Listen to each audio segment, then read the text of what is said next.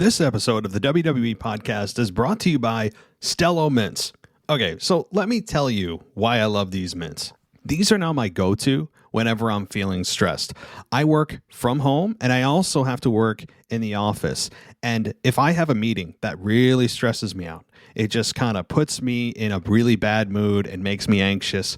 All I do is pop one of these mints. It's a fast, simple way to feel more calm and clear-minded throughout your day, no matter how crazy things get. So let me give you an example. The other day I was in the office, and we started to go back to the office now that the pandemic seems to be somewhat under control, as they say. But I was back in the office, and we had to have a meeting right first thing in the morning. And right off the bat, I was assigned a massive project that I did not want any part of. It really stressed me out. I had to deliver the news to my team. And when I came back to my desk, I said to myself, this is a perfect opportunity to test out these mints. So I did. I popped two of them right in, and within minutes, I started to immediately relax. My mind started to clear. The fog lifted. It was a lifesaver. So these mints, by the way, are powered by CBD, and each tin contains 30 mints, and there's 3 different flavors you get to choose from. So peppermint, lemon, or matcha. All 3 of them are really, really good. So I would invite you guys, regardless of what your situation is. Look, my wife even tried these. She's at home with a toddler who is in crazy mode most of the day. Even she couldn't stop ranting and raving about how much these helped her throughout the day as she was trying to manage the chaos. So right now, this is exclusive to the WWE podcast listeners. You can get 15% off of these mints right now. All you have to do is go to stellomints.com. That's stellomints.com, STELLO mints.com, and use the promo code WWE podcast. It'll get you 15% off of your order. It's only for a limited time, so go make yourself less stressed. Clear your mind. Trust me. I put these things through the ringer, and I can tell you firsthand that they absolutely help you calm down, clear your mind, and ultimately have a more productive and just a flat-out better day. So go check out stellomints.com right now and put the promo code in of WWE Podcast and get yourself 15% off right now. It's time to explore wrestling's past and potential future with your weekly dose of a segment we call What If? Only found here on the WWE Podcast. It's time for What If with Anthony DeMarco, and tonight we're going to discuss something that I don't think anyone is talking about. No one, to my knowledge, has ever discussed this possibility, and that is, what if The Rock returned and joined the Bloodline? So, Anthony, welcome to the show. This is going to be an interesting conversation. It is, and it's something that I've low-key thought about ever since the rumblings of him returning right around Survivor Series came to fruition. And I think everyone is suspecting, and the most likely outcome is him coming back, stepping up to Roman Reigns, and building towards a program at WrestleMania 38. It will be 38 this year, eh? Oh, that's nuts to think about. Isn't that crazy? Yeah. Yep. Yeah, it's just so, yeah, anyway, felt like 20 was yesterday. But I think that is the most likely outcome, and probably the best outcome, because I feel like that would be like the crowning achievement on Roman Reigns' resume. Although beating Brock Lesnar and John Cena and Edge in 1 year may already do that, but you have to think that The Rock is almost like the final destination on just this incredible run that Reigns is on. But I've also thought about, what if The Rock came back as a heel and joined the Bloodline and kind of brought back those characteristics that he had in 2003 and as the Hollywood heel? And I just keep thinking, like, man, would it maybe be even better? Well, here's the thing. I thought about this once we discussed this topic earlier today, and we figured out what we're going to talk about. I immediately thought to myself, well, yeah, this would be awesome. Nobody would expect it, but why can't we have both, right? Where perhaps The Rock goes against Roman Reigns. Maybe The Rock loses. And then you think that The Rock is going to go back to Hollywood, and he sticks around and decides to indeed join the Bloodline. So you could get both. Again, we don't know. This is all speculation, of course, with The Rock rumored to come back in just a couple of months now at Survivor Series, around Survivor Series. That's going to lead to a program to WrestleMania. We've been talking about this for months and months now. But, I mean, you could have both. And I think that may, I mean, while I don't think this is likely, I think, like you said, the more likely scenario is indeed The Rock coming back and doing just what we said. But yeah, Think about The Rock joining the Bloodline, the guy that you think is going to come back and be the savior to finally dethrone Roman Reigns, the guy that is the White Knight riding in to finally take down Roman Reigns, and he ends up joining the damn group. I mean, people, I don't know if people would know what to do. Do you think, though, that if this happened, that people would reject it outright, or do you think that they would go along with it and go, okay, I want to see what this is about? Or do you think it'd kind of be like an Austin heel turn, like, I don't want this? Well, look, I could only speak personally, but this is coming from like the biggest Rock fan there probably is here. I'm starting to reject his babyface character, and that's because it's not The Rock anymore. And I think that's one of the reasons why I would almost prefer this happens, because in my mind, when The Rock has come back the last several times, he wasn't playing The Rock, he was playing Dwayne Johnson. So in my head, I'm saying, well, there must be other people feeling this way. And secondly, if you're not going to play the babyface Rock that we all know and love, and you're just going to annoy us, then just be heel. Because that's kind of like what happened in 2002, 2003, when people knew that he was stepping away to Hollywood. If there's more people like me who sense that this isn't the typical Rock character we came to know and love 20 years ago, maybe bringing him back as a heel and playing onto that hate would make more sense. What do you think? The Rock, we all know, is really good at being a heel, and we haven't seen heel Rock in a long time. And I think The Rock is still easily capable of it. But like you said, are we really talking about The Rock here as we once knew and loved him? The one that was, screwing with the coach and doing the If You Smell and working with Triple H. And no, he is past that now, and he has morphed into Dwayne. He is just Dwayne Johnson, who comes in, big reaction, deservedly so. He's a massive, massive star. We know that. But he's Dwayne doing the catchphrases of a character he no longer is. That's what you're right. That's exactly what it feels like. It doesn't feel authentic. It just feels like he is, that the Dwayne person, the human being of Dwayne is more important on TV than The Rock is. I know exactly what you're saying. And I think that I think people would go along with this if done correctly and planned out over several months. I don't think that this could happen all in one fell swoop. I have my doubts, especially if they do it immediately upon his return. We saw with Becky Lynch and the just complete, absolute flabbergasting move they made at SummerSlam, where people were like, what the hell? And like, what is this? Why are they turning her heel right away? I mean, The Rock coming in and immediately doing this would be jarring, and people would be like, whoa, wait a minute. Why aren't we getting Roman versus The Rock? I think people would, if we don't get Roman Rock, I think people would be pissed. I think there would be some resentment towards the company itself. Like, hey, we have a perfect matchup here. Why the hell are we not putting this on a WrestleMania? Now, of course, you and I both agree this is probably not going to happen. But how would you navigate that complete, just, I think, utter hatred and frustration from a fan's perspective of The Rock just joining and not going, hey, like we have a WrestleMania match here. What are we doing? I think the only way you would be able to navigate through that is giving them that match and going the route that you suggested, right? And just having it build post-Mania.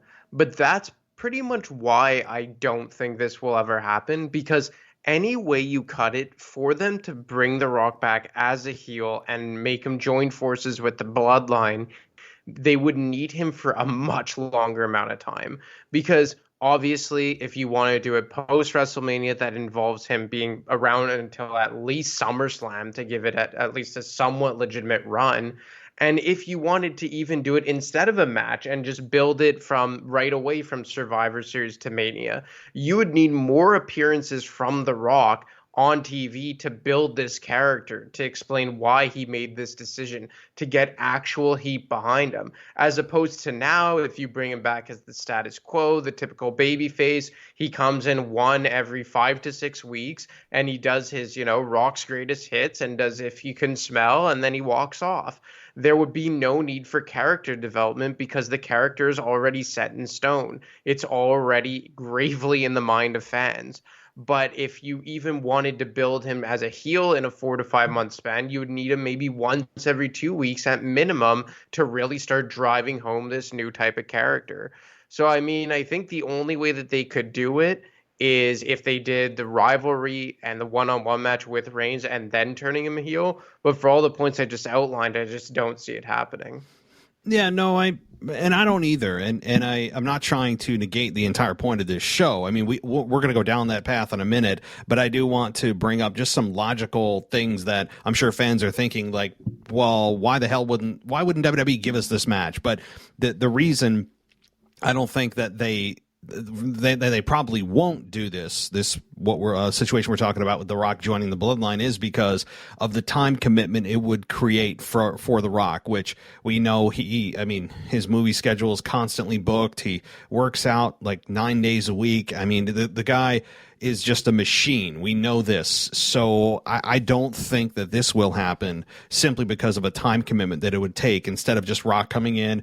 Like you said, there's no character development. It's just The Rock as you always know him. There's nothing really foundational you need to change or shift.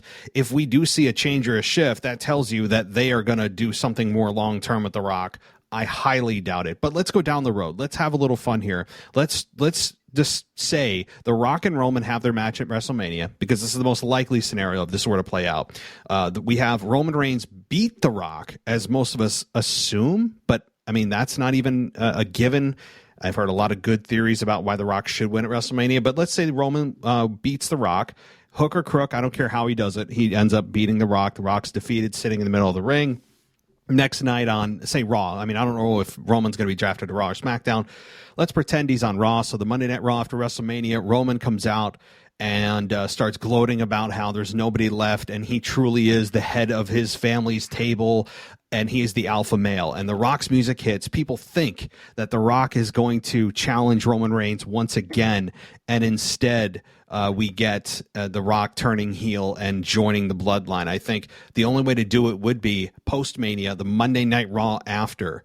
I think that, so I guess take it from there, right? I mean, let me know what you think about that and how they would continue to evolve it from there. I think that he would come in and he would come to the ring and kind of morph himself into an MVP type of figure in the Bloodline, and really just go down the road of the 2003 Hollywood heel that we would see. And I think having him have some tag team matches with Roman Reigns, but more just slide into like a managerial type of role, and maybe have him come out in suits and the sunglasses, kind of like the look of what the player agent he was in, what was his show, Ballers, kind of adopt that kind of mentality and not wrestle as much to really put the spotlight on Roman Reigns. Because here's the thing, if you brought The Rock in to the Bloodline and he was still an in-ring competitor, even if it was just on pay-per-views, because we know he would never wrestle on Monday Night Raws or on SmackDowns, but even on pay-per-views, maybe aside from the big four, I think it would be so integral to not have him be in the ring, because then you would automatically take the spotlight off of Roman Reigns. And that's no slight against Roman Reigns. But if The Rock is wrestling and an in-ring competitor, fans will gravitate to him, even if it's just the casual fans. Because as you said earlier, The Rock is just such a mega star that transcends wrestling. So I think the first thing that they would have to do and make sure to stick to is that The Rock would become more of a mouthpiece instead of an in-ring guy.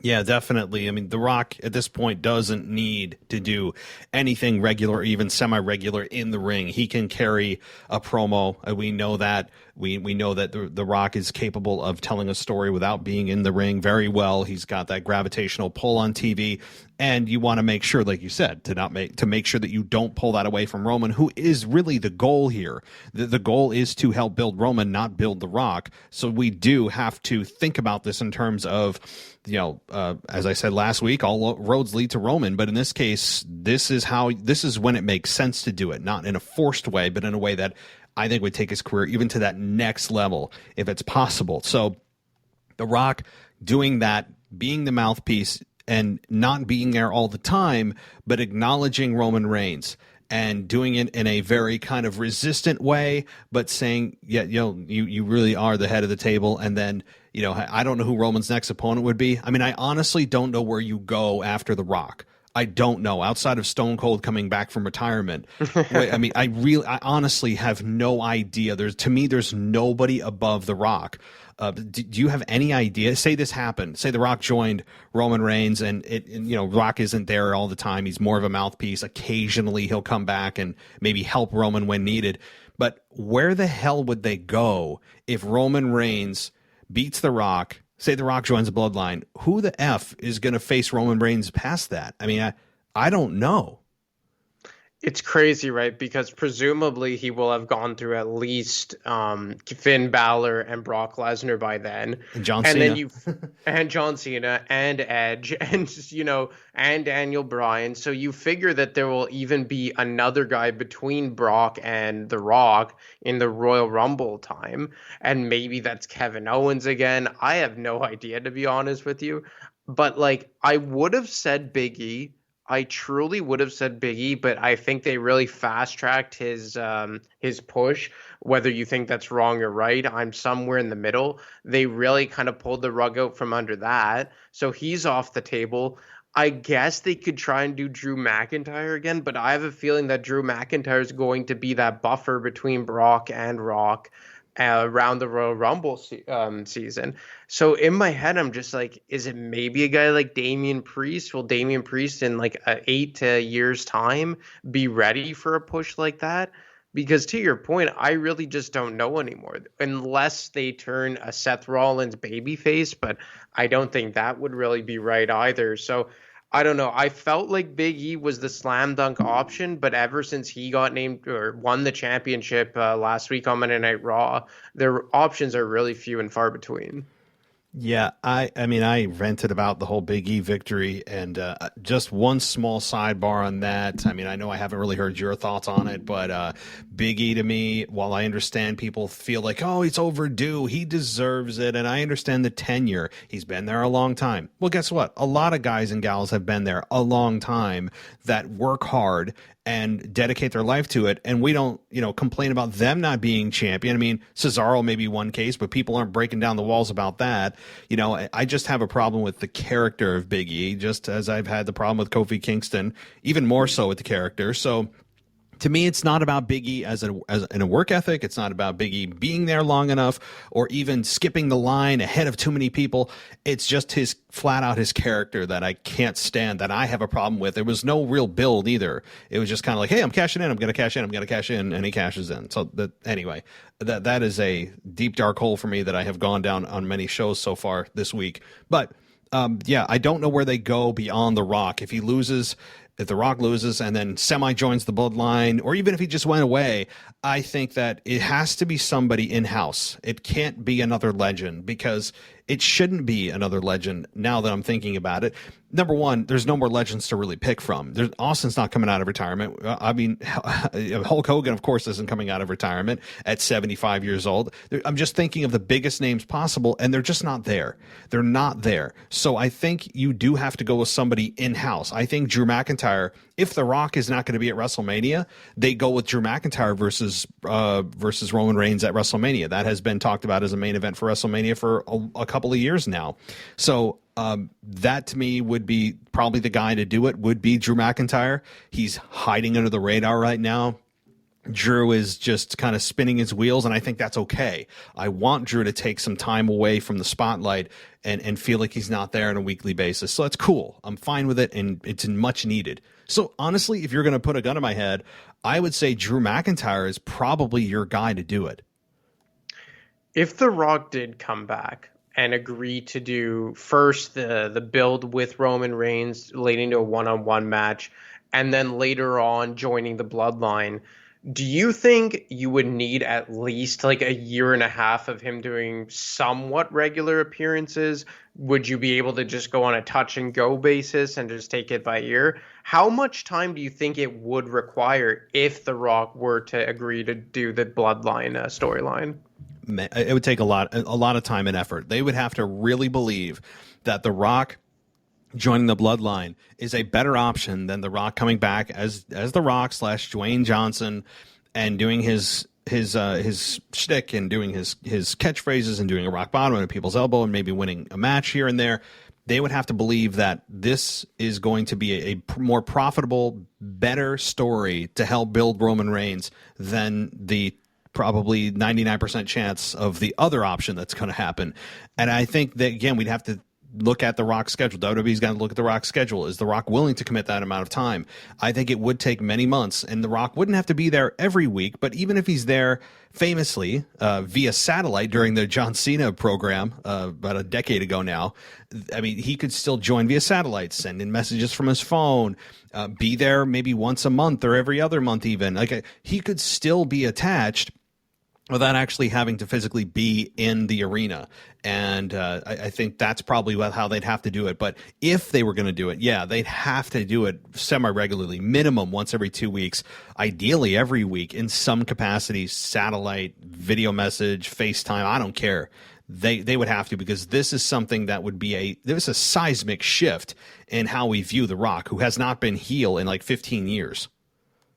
And the other thing is that you bring up when he was doing his promos via satellite with John Cena, that is tailor made for a heel. I just feel like who The Rock has become now has made his character better suited to be a heel, because he could use I'm too busy to come to X town. You guys aren't worth my time, or I'll record like a pre-recorded interview and send it to you guys because I have a big Hollywood meet. And I just think that there's so many more interesting angles you could go down if he's a heel, backing the biggest heel in the company and, really legitimizing that faction as one of the best ever. And I think that him joining the Bloodline would almost be having like Ric Flair being a part of Evolution, just really finally legitimizing this group with like a stamp of approval of a legend. And the other thing is that I feel like then you could have more options for The Rock to go against at future pay-per-views. Like now that he's a heel, like imagine you could branch off into, I don't know, like The Rock versus Drew McIntyre or The Rock versus Edge that we had never seen. Don't you think that if he would come back and turn heel and join the Bloodline, it could make for some more impact matches down the line, as opposed to if he was just staying babyface? Yeah. I mean, you have Randy Orton on Monday Night Raw, too. You have AJ Styles. I mean, for God's sakes, you've got a whole lineup of guys that he has not worked with. And, again, while I don't believe that this is in the future for The Rock, it would open up a whole lot more options for him to work with, individuals to work with. And I think ultimately it would help not just, of course, WWE get more viewership, which The Rock absolutely does. He's a needle mover. There's no question. But it would help build that newer talent. That's what The Rock's goal should be, and WWE's goal should be. And sure, The Rock will win a match or two, as he should. He's not going to come in and do a job to everybody, even as a heel. But he should come in with the goal in mind of, hey, let's use The Rock while we can to help build as much talent as possible. You're seeing it right now with Edge in a babyface capacity, but it's still working well. And Seth Rollins right now is doing career work. I mean, I think Seth Rollins and Edge, like it's a absolute highlight that I can't wait to see their third match, whenever that may be. So that should be The Rock's role. Very limited in terms of in-ring, but the goal would be to work with several different talent, perhaps over a year. I mean, they would have to dedicate at least a year to this project. I got to ask you something that's still Rock related, but not exactly with this topic. And it'll just be a quick question because I don't want to veer off as usual. But I was watching the WWE's tribute to that 9/11 episode of SmackDown, where they did the tribute to, paying homage to everyone who lost their lives. And I remember The Rock standing at the front of the line with Vince McMahon. And I think back to wrestling at that time and Rock, being the guy to put Brock over at SummerSlam and The Rock going one-on-one with Hulk Hogan at WrestleMania 18. Do you think for that brief period from mid-2001 to Austin's lockout, The Rock kind of became the face of the company over Stone Cold Steve Austin? Oh, definitely. I mean, I think that was Vince's goal. he knew that he had at least one big star. And I remember famously The Rock saying, speaking to Stone Cold after he quote unquote took his ball and went home, that if you don't want to be here, then you get the F out. Also, and pun intended, to when they took the F out of WWF and became WWE. So The Rock still told Stone Cold to take your ball and go home. I mean, so I think, yes, that was that very moment. I don't know what Raw that was or when it happened. I'm assuming famously in 2002 when Austin walked out in Atlanta, Georgia with Brock Lesnar versus Austin in the qualifier. Had to have been the Monday Night Raw after, somewhere close. So yeah, that was the message being sent there. And I think that WWE had to lean on The Rock. I mean, who else were they going to lean on? Brock Lesnar was a rising star, no doubt, but he wasn't at that level yet. So The Rock was a shoo-in. He was the guy that the company was putting all their weight on, which, I mean, he had one foot out the door too, looking into Hollywood, as we all know. But yes, definitely, The Rock was the really the next guy in line. I guess as we close it out here and we shift it back more towards The Rock, and if he were to join the Bloodline, I think this is almost a program he owes the fans, and maybe I'm talking more specifically like hardcore fans like myself, but I think we've seen for far too long now, since he originally returned in 2011, so over a decade removed, of just the same thing. You come back, you do your greatest hits, you feud and or cut a promo with wrestler X, and then you go on your way. And I feel like, yeah, a Rock return would be cool here, but I think we need to see one more creative Rock, not just the stereotypical stick that we've been accustomed to for the last 10 years. Do you not think that it would put an even bigger stamp on The Rock's character if he came back, added a new wrinkle to his character, got back some of that comedic relief that he was oh so good at as the Hollywood heel in 2003, and really captivated fans just one more time in an original way? Yes, and it's funny you mentioned the comedic part of The Rock as a heel, because I am there were some really funny times, and I will YouTube it once in a while, and The Rock can be funny as a heel, which sounds like an oxymoron, right? Like, we don't want heels to be cool, they shouldn't be funny, you should just flat out hate them. But The Rock, in his effort to be a heel and get the crowd against him, can inadvertently be hilarious. And what I mean by that is, one example I'm thinking of, I think they might have been in Toronto. And he was either he was making fun of the fans, but because he had mentioned their town, and he was just saying, The Rock said my town, and then like he was mocking the fans for cheering just because he mentioned their city. And it was hilarious. I think it was Toronto. It might not be, but I know he also did something with the Canada, the O Canada. He did something with Toronto Maple Leafs, I think. So he can be hilarious, but not intentionally.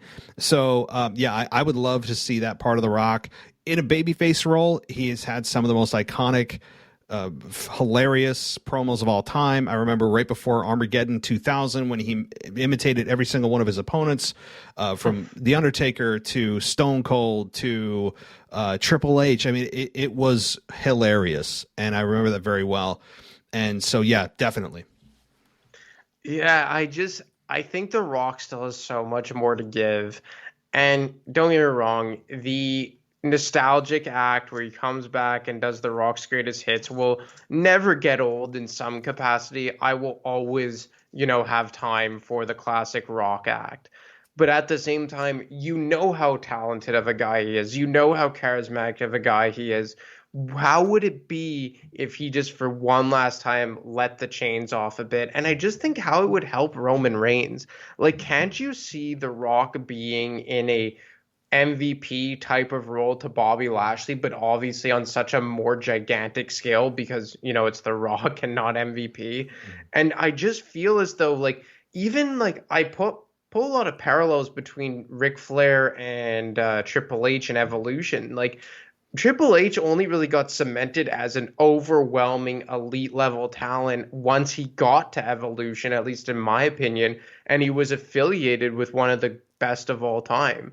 Don't you think that it would do a lot for Roman Reigns? And this isn't me even saying that Roman Reigns isn't already at that level. But do you not feel like it would just further cement him as just a top level superstar in the history of the company with a guy like The Rock by his side in a faction? I will say this.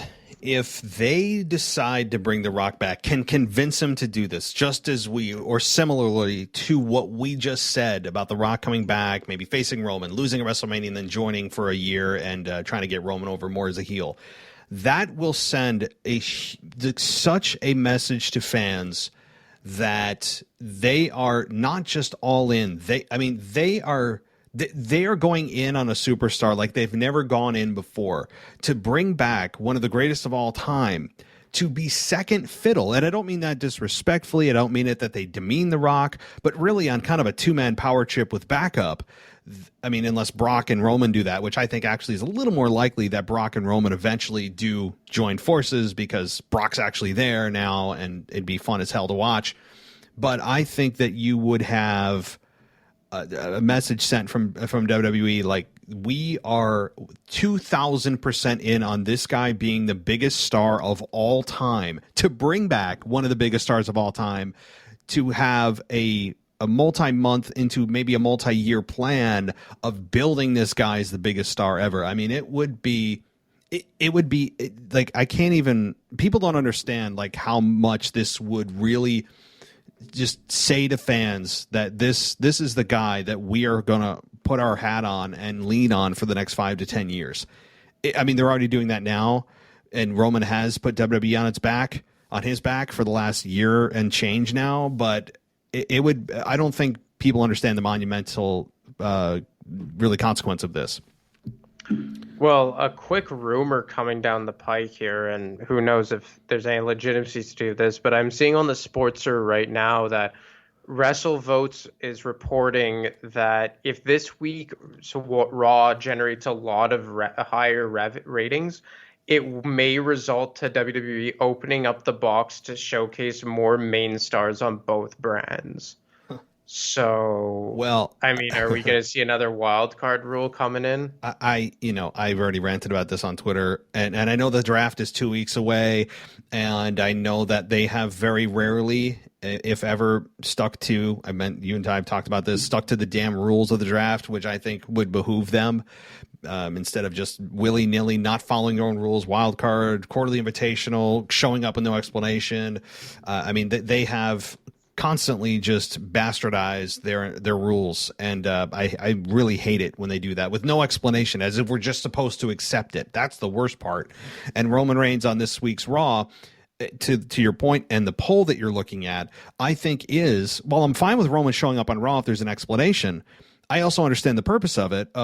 It's kind of a litmus test to see how much Roman Reigns moves the needle on the ratings. I think they're going to very, very closely look at the ratings for Monday Night Raw and compare them to the last several weeks to see if indeed people do want to see this. And the numbers don't lie. And I think this is absolutely a test to see what happens there.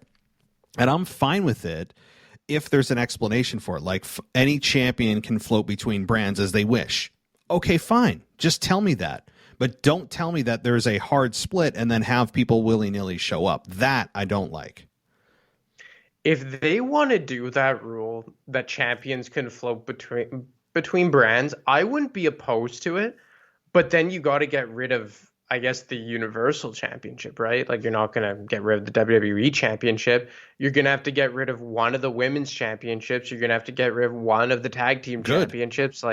And that's the thing. I'm not even against it, but you can't have 2 world champions, 2 women's champions, 2 tag team champions if everyone's floating between shows. Like, look, I've been rewatching some episodes of SmackDown from late 2002, early 2003, and they were so strict with the brand rule and the brand split that it made sense that you had 1 world champion on each show, and each felt equally as legitimate. Ditto for the tag team titles. But that's because it was such a big deal of not crossing over to brands. Like, do you remember when Goldberg got arrested for attacking Brock Lesnar at No Way Out 2004? Yep. And how big of a deal it felt? Like, I remember him walking in through the tunnel with security around him because he wasn't supposed to be there. He got the front row ticket from Austin. So if you want to go down that road, I think it's actually better. I love it when there's a hard brand split. And it doesn't even bother me that there are 2 world champions because it feels that special. But as soon as you make them cross paths, one of them feels inferior. And I watched the opening 10 minutes of Raw, and Big E and Roman Reigns did a stare down, both holding their championships. I'm just like, yo, you guys may think this is, Austin looking at The Rock, each holding a world title, but it's so clearly that Big E is the secondary champion. Or then even take a guy like Bobby Lashley. Don't get me wrong. Like, I loved Bobby Lashley as champion, but you put him face to face with Roman Reigns, you know that Roman Reigns is going to feel like the actual world champion. Heck, when people compare WWE to AEW, they always compare Roman Reigns to Kenny Omega. It's never Bobby Lashley. So, I mean, when you make a hard split and there's no crossover, I'm all on board with it. But as soon as there's a bit of, muddying of the waters, it just all feels diluted.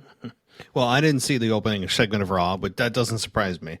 Which is fine because it's the same thing that happened on SmackDown. They just rinse and repeat on that one. And I don't know. I don't understand how Big E is on Monday Night Raw. It doesn't make sense. Nor do I understand how Roman Reigns is on Monday Night Raw. We're just supposed to accept it as, it's okay. They're both here. They're both stars.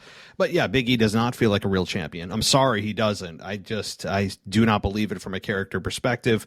I think also his finisher is just god awful. I mean, it's just a belly flop. It's awful. Just so many things. But nonetheless, to your point, yeah, no, like this Roman Reigns, or as far as the brand split goes, I think that this, if they're going to do this, like you said, fine, do a hard split. But the problem is we've seen them time and again tell us it's a hard split and then just go, well, not really. We're going to implement these just discretionary rules at our will, and we'll enforce them as the storyline dictates. Not all the time, but when we need to, we'll enforce them. Otherwise, we're just going to have people show up with no explanation, not talk about it, and hope the fans don't care. And we see it all the time. And there's only 2 damn weeks, and they can't wait 2 weeks to just decide, okay, hey, we're going to start fresh. They can't wait 2 weeks to do that. Whatever. So I think there less championships always means more. I would cut all championships in half, get rid of the tag team championships, one of them. Again, women's championship, get rid of one of them, only one world champion.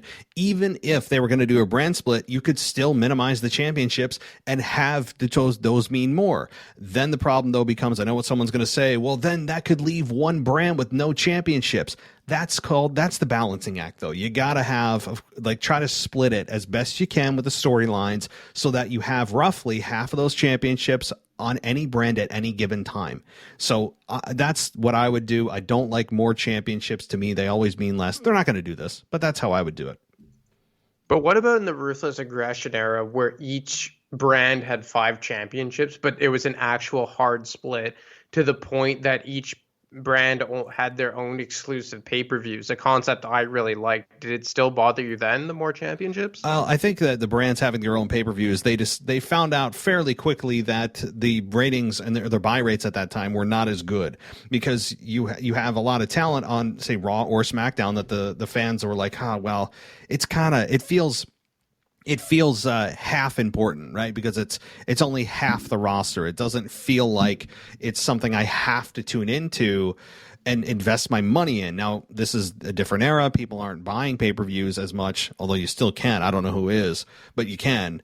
And I think that having brand-specific championships is fine, but to me, it's one or the other. You can't be half pregnant. You need to pick a road or lane and stick to it. You gotta pick either a brand split with championships that can't float, or a brand split with champions that can float. If they don't want to eliminate championships, fine. And if we're going to stick with a brand split, fine. I don't think they're going to merge the rosters, and I don't want them to, because there's too much talent that need the spotlight. I think you'd sacrifice that. We even talked about that probably a month or two ago about getting rid of the brand split. I don't think that's a good idea. So with those two options, you got to pick one. You can't say you're going to do one and then talk out of the other side of your mouth and you're doing the other thing. And the other thing, could you imagine them having to abolish the Universal Championship again? No. Because if they that's what they would have to do, right? Or merge them, right? Do you have a merger match? I think, was it John Cena and Randy Orton had one, I think. You'd have to merge them into the Universal WWE Championship. I mean, I don't know what you would do. And again, Roman Reigns has done such a great job with the Universal Championship and has added arguably more value than the WWE Championship over the last year. That's not even arguable, that the Universal Championship, a championship that came out of thin air because of the brand split, it was just created out of dust, and it feels more important than a championship that has 100 times the lineage around the shoulder of Big E. That's a credit to creative. That's a credit to WWE themselves. That's a credit to Roman Reigns and Paul Heyman and everyone involved, that you can create a championship out of thin air and it feels more important than one with a massive amount of lineage. Yeah, and I mean, like you said, that would be Roman Reigns is doing, and you'd have to think that if The Rock eventually did join the Bloodline, he would only add to that. But you just have to hope, right, that he will decide to give more time than just the classic, 3-4 month long run of The Rock's greatest hits. Maybe we'll get some more depth this time around, but we can only hope. Yeah, no, exactly. And I guess let me ask you the last question. So what is your real thought? Not what if, but rather, what do you really think, if you're going to be put on the spot? How do they deal with The Rock? Say he does come in around Survivor Series. Do you think it's just going to be the standard Survivor Series to Mania, Rock loses? Yeah, I think so, because at the end of the day, I feel like The Rock is going to give them a handful of dates, 10 if they're lucky. And if that's the case, they don't really have the time to build anything more complex than what we're ultimately thinking. The Rock's going to come back. He's going to congratulate Roman at the front, at the beginning of it, and then it's going to turn to a bit of criticism. Roman's going to blast him from the back, and then we're just going to slowly build until WrestleMania. Like I said, if they had more time, maybe they would take more of a curbed approach and more, prolonged run at it. But I just think that with the amount of time the Rock's going to be able to give them, it's just not going to give them a whole lot of options to do anything more than the straightforward, predictable outcome that I think we're all expecting. Now, if the Rock somehow says, hey, I got 6 months, or I can give you, an appearance bi-weekly, I think this all changes. But my best guess here is that they're going to only get a strict amount of dates, and it's not going to give them too much room for playing. Yeah, I hate to be boring about this, but the thing is, being boring and predictable, we all still want to see it.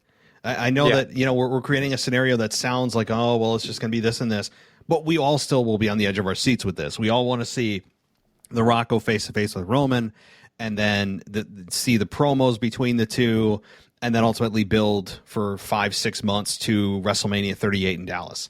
That is still, even if it's predictable, is fine. Predictability is not always the worst thing in the world if it's the right thing to do. And if they're going to play the safe route and Rock has limited dates, then sure, let's just take this ride and have some fun promos and have some great headshots and pictures that are going to be swirling around social media like wildfire, and have WWE get spiked in ratings for a while, and they'll be the talk of the town with The Rock return. But that is most likely, I'd say, I'd give it like a 90% chance, maybe higher, that is probably going to be the outcome. As fun as our conversation is about The Rock, losing and then turning heel and joining the Bloodline, which is a very, very small chance, I do think, like you, this is going to ultimately be just the kind of standard, predictable storyline, which is not a bad thing. If The Rock hypothetically gave them kind of like an 18-month long window, like he gives them a lot more time than they could have ever have expected, do you think it changes a lot of things? Oh, God, yeah. I think that they're doing the most they can with the small amount of time that presumably he's giving WWE. Like you said, probably 10 dates from November to April that sounds right to me. Maybe even overdone. I mean, we saw how little he was there on Raw between John Cena and Rock in their program. He was barely there. It was very frustrating as a Rock fan.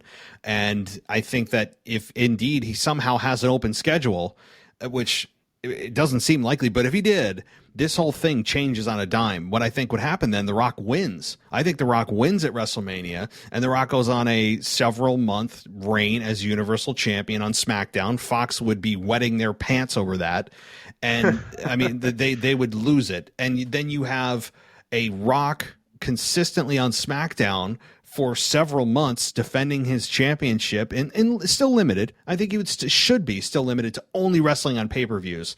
And that could be a fun deal, because then, I think The Rock would be the one to dethrone Roman Reigns. What do you think? Yeah, honestly, now that you say it, let's say he gave them until WrestleMania 39. like an almost 18th month long run, you could have him win the championship, prolong the build, and then maybe drop it around SummerSlam and then make him join the Bloodline. So then you get a 6-month run as him as a babyface, or even longer than that, and then a final run of him with the Bloodline that could build to a match, let's say, against Drew McIntyre, Edge, or Randy Orton. Brock. Oh my God! Imagine Rock versus Brock. I've been again. talking about that for like 6 years. Yeah, I know. I'd actually rather see Rock Brock than Rock Roman. Honestly, if I was to choose, as great as a storyline that would be, I still would want to see Rock Brock, because it has been since 2002. It's been nearly 20 years. I mean, I would love to see that. I think it's more of a headline. While we're on the topic here, could we quickly just squash the whole narrative that Brock is like an unliked worker? I love the guy. I don't know about you. He's a what worker? Like a bad worker. I don't know where this is coming from. I honestly don't know. People are saying, oh, he's so one-dimensional. He's like Goldberg. I'm like, no. He is not Goldberg. Have you seen his matches? Like, have you watched anything that he does? He's a lot safer. He's a lot more athletic. He has a better gas tank. I think he is just flat out more athletic in the ring. The guy is an absolute monster. He knows actually how to wrestle, like amateur wrestling that he can put into there. I don't know where the hell people are coming up with that narrative. I've heard it too. I've said this a lot recently. Aside from Austin, Rock, and Hogan, I don't think that there's ever been a bigger draw in WWE than Brock Lesnar, or I guess maybe John Cena as well. I think, well, yeah, the thing is, I think Brock burned hotter than John, but John burned longer. And I think that's probably, if you're looking at the totality of the money drawn by John, it's obviously more than Brock Lesnar. But Brock Lesnar, I think, is a bigger name than John Cena. Even as much as John has done in Hollywood, and give him kudos, and he's definitely making a name for himself, quickly following the path of The Rock that he blazed for him. I think certainly that Brock Lesnar is still a bigger household name, even as a guy sitting on his farm in, to wherever the hell he is in Canada, right? Like, Brock Lesnar, unbelievably, not doing anything for 18 months, is still a bigger name than 95% of the guys on the roster. I think it's because he's legitimate. Like, you saw what he did in UFC. You saw what he did in amateur wrestling. You saw him, at least get a lengthy look with the Minnesota Vikings. I think people just know that he is a legitimate badass. And I remember when he came back in 2012, it got a lot of eyes on the WWE product because he was just coming off of his mega run with the UFC. Yeah, no, I do remember that. And that's exactly right. I know that Goldberg had a brief stint in football. I understand that. I know that Goldberg he's got his jiu-jitsu or whatever the hell he does. And I don't know. I mean, he's in incredible shape for his age. But Brock Lesnar has all the credentials of an actual athlete and two-time NCAA champion. Could have been, if he pursued it, could have been an Olympic gold medalist. Just in the right, following in the suit of Kurt Angle. He just didn't pursue it. He did. He was the last guy cut from the Vikings practice squad before the season started in 2005. Or 2004. So I think that, people look at that. Obviously, did with UFC, what he did as Pat McAfee says, the Broctagon, because they can't say octagon. For whatever reason, they've just decided that saying UFC or whatever is, cross promotion. I don't know. But that is something that people, I don't know where this is coming from. And to me, it's just lazy analysis. It's just, what are you talking about? Like, show me a Brock Lesnar match that sucks. Yeah, no, I love Brock Lesnar, and I know we kind of went off track here, but I just wanted to get that in what was on my mind. No, this is, I hear you, and that's what happens here. And people, people are like, wait a minute, it's supposed to be about the Rock joining the Bloodline, but I mean, this is just, I have no excuses for this. It's just, I love it because it's fun to talk about things that are actually somewhat possible in an environment with crowds back. This is what you can talk about and fantasize about for things that are not completely off the radar. Brock maybe going for an extended run, maybe being the one to dethrone Roman Reigns, maybe he joins the Bloodline, or maybe it's just the quote-unquote boring road of him losing to Roman and going back to Hollywood. It could be all three of those or one of those three. And it's fun to talk about the possibilities, especially with Brock Lesnar kind of floating around and what he's going to do over the next, apparently 18 months was his contract. So Brock Lesnar is going to be there for quite some time too. which is good to see. And I'm really looking forward to what else they do with Brock. You have to think Bobby Lashley's on the horizon, maybe a rematch with Drew McIntyre, but and especially now that they changed his character, as much as I've liked Brock over the years, like there was something a little stale about his character. I just didn't mind it because I truly felt that that's who he was. Like, in my opinion, Brock Lesnar is the most authentic character in the history of the company. So that's why it didn't bother me too much, because I literally would say to myself, like, okay, he's just playing Brock Lesnar, the human. But the fact that he has changed his look, he's obviously changed his character. I would assume he's kind of a babyface now, coming off like he's just, finished like rallying up a herd of goats on a farm or whatever. I think it really has given his character a breath of fresh air. What do you think? Oh, yeah. And now that he's babyface, and people also say, and I've admittedly said this too, I'm not going to pretend I didn't, that Brock is not good on promos. And he's not good in the traditional sense of what we think of a good wrestling promo being.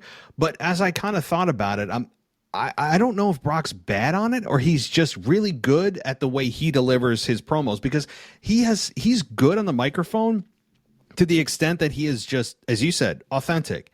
He just says what he feels and doesn't come off sometimes polished or smooth or a cute tagline at the end like a typical wrestling promo would. But maybe that's what makes Brock really good. He's just so full of energy and so intense all the time that it's fun to hear Brock Lesnar speak on his own without the help of Paul Heyman right now. So, yeah. Yeah, well, that's exactly it. And to your point, I think you said it perfectly. He's not a stereotypical good promo, but it's because you really think that that's him. And I think that's his best quality, is that he feels like he's just being himself. And even though he maybe comes off a bit bland or his voice doesn't really match his body, but when you hear him speak, at least in my opinion, it really just feels like it's he himself speaking. And that makes me want to, I don't know, just be invested in his character. Yeah. Brock doesn't feel, it almost feels like Brock doesn't want to be there anyway, which I know he actually probably doesn't. And it's weird to think that I appreciate that. It's because of the authenticism of his character. That's what it all boils down to, that people gravitate to, even if it's not an admirable trait, that you're getting paid millions of dollars to be somewhere that you don't want to be. And I know he doesn't. He wants nothing to do with this. He'd rather be sitting on his farm and milking his cows, and you said herding goats, and just like sitting in a barn or working out. Like, that just is apparently what Brock just wants to do. And by his attitude, because he's so authentic, that he just doesn't want to effing be here, and he's simply here for the money. And that makes it hilarious to me, because he can come in and be better than anyone on the roster by just being himself and not even really trying.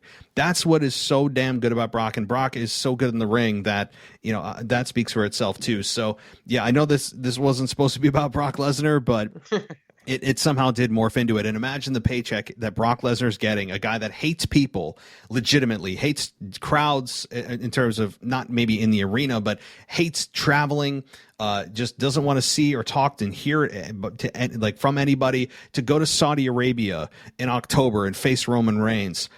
Just imagine that paycheck that Brock Lesnar's getting. How many zeros are on that one? But that's what makes it awesome, because he doesn't want to be there. Like, I always had a joke that he probably just showed up in his jet 5 minutes before the match started, did his match, and then as he was walking through Gorilla, he was already being given the keys to like his rental car. And that makes it really cool, in my opinion, because he's a guy that's just so good at what he does. He just gets whatever he wants by the company, and we could all hate him for that, but at least in my mind, he's easily one of the characters I live the most vicariously through. Oh God. And I love Pat McAfee's description of him, how if aliens came down to Earth and we had to choose one human to fight him, it would be Brock Lesnar. I mean, it's so true. Like, Brock would be that guy. There was even a clip of Brock Lesnar. I don't know what WrestleMania it was from. I know that it was one that Brock Lesnar retained the championship. And it was a clip of him going backstage, and the crowd was not with this match. I honestly, I don't know if it was with Roman. It probably was with Roman Reigns. Roman at 34. Yeah, and he went backstage, threw the championship at Vince and Gorilla, and said, "Here, a-hole," and then or said or something. He said cursed at Vince McMahon, who's sitting there with his headset on.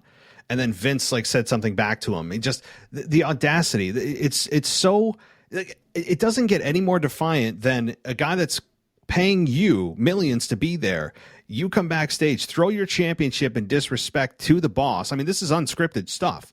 So, I mean, I don't know. Do you know what clip I'm talking about? It's like a 6-second, 10-second clip of this. Whatever. Yeah, no, I know exactly what you're talking about. It was following his match against against Roman Reigns at WrestleMania 34, and I think it's because the crowd turned on it. And if I'm to understand correctly, it's because Vince switched the match to Brock going over at the 11th hour because they sensed that the crowd would freak out if Roman retained. And then I remember like Roman was bloodied, mounted a comeback, and then kind of out of nowhere, Brock hit him with the F5, retained the championship. It was a very rejected main event, if memory serves me correctly, and Brock felt that and clearly wasn't appreciative of how they booked the match. Yeah. Okay. There you go. There's the explanation, and that's exactly what Brock did. And I love that attitude from Brock. That even backstage, he's like the same guy he's out in the ring. It's hilarious. I find Brock just really funny at times, and just because he's just who he is, and he's not trying to play a wrestler. He's not a character. He's just Brock Lesnar, and it's amazing how that just works with him. So.